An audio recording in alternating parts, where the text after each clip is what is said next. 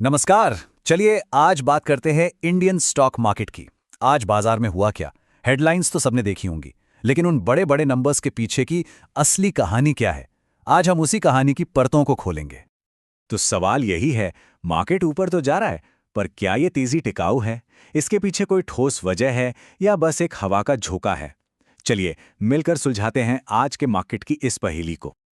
तो सबसे पहले एक नजर डालते हैं बड़ी पिक्चर पर। ओवरऑल आज बाजार का हाल कैसा रहा? सेंसेक्स आज 81,926 पर बंद हुआ। ये एक बहुत ही मजबूत उछाल है जो साफ साफ दिखाता है कि आज खरीदारों का यानी बुल्स का ही दबदबा था। और कहानी सिर्फ सेंसेक्स की नहीं है, निफ्टी 50 भी पीछे नहीं रहा। 25,108 पर क्लोज हुआ। मतलब दोनों मेन इंडेक्स आज हरे निशान में शानदार तरीके से बंद हुए। तो कुल मिलाकर देखें तो मार्केट का जो पॉजिटिव मोमेंटम बना हुआ था वो आज भी कायम रहा। बहुत अच्छी बात है। लेकिन एक मिनट, क्या ये तेजी पूरे बाजार में थी या फिर कुछ ही सेक्टर्स इस रैली को लीड कर रहे थे और बाकी सब बस देख रहे थे? आइए जरा गहराई में उतरते हैं। और यहीं पर कहानी में एक ट्विस्ट आता है। देखिए, एक तरफ reality, oil and gas, pharma, in sectors में तो जबरदस्त खरीदारी हुई, लेकिन दूसरी तरफ एफएमसीजी, पीएसयू बैंक्स और आईटी जैसे हैवीवेट सेक्टर्स सुस्त पड़े रहे। मतलब ये एक बाजार के अंदर दो बाजारों वाली कहानी थी। बिल्कुल सही कहा। इसे हम विरोधाभासों का बाजार ही कह सकते हैं। कुछ ने तो रॉकेट की तरह उड़ान भरी और कुछ बस आराम फरमाते रहे। ये दिखाता है कि आज की जो बढ़त थी वो बहुत सिलेक्टिव थी। अच्छा, अब आते हैं सबसे दिलचस्प हिस्से पर। बड़े खिलाड़ी जिन्हें हम स्मार्ट मनी कहते हैं, यानी कि इंस्टीट्यूशनल इन्वेस्टर्स, वो आज कहां पैसा लगा रहे थे? उनके कदमों से हमें अक्सर मार्केट के अगले मूव का अंदाजा लग जाता है। आगे बढ़ने से पहले ये ब्लॉक डील्स होती क्या हैं, ये समझना जरूरी है। बहुत सिंपल है, ये पर्दे के पीछे होने वाली बड़ी बड़ी डील्स हैं।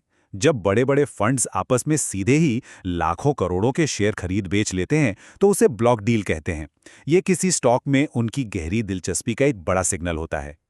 तो आज एक्शन कहाँ था? देखिए, फैबटेक और अटल रियलटेक में तो इंस्टीट्यूशंस ने जमकर खरीदारी की। लेकिन एवलॉन टेक्नोलॉजीज का केस देखिए, कितना इंटरेस्टिंग है।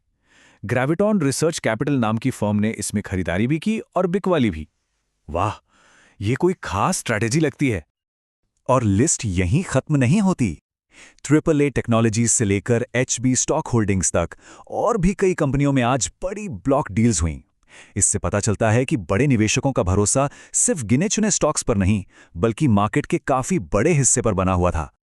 चलिए अब जरा मार्केट के बड़े ट्रेंड से हटकर कुछ खास कंपनियों की खबरों पर नजर डालते हैं जिनकी वजह से आज वो सुर्खियों में रहीं। $1.78 मिलियन। जी हां, यह है मेडिको रेमेडीज को मिला एक जबरदस्त एक्सपोर्ट ऑर्डर।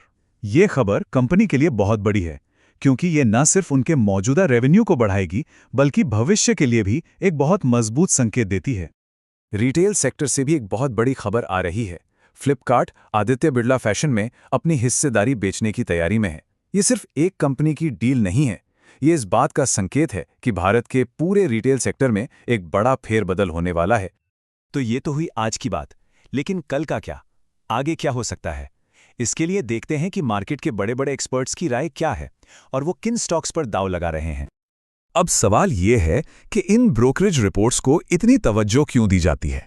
सिंपल है, ये वो लोग हैं जो दिन रात कंपनियों को ट्रैक करते हैं और उनकी रिसर्च हमें उन मौकों को पहचानने में मदद कर सकती है जिन पर शायद हमारी नजर ना गई हो।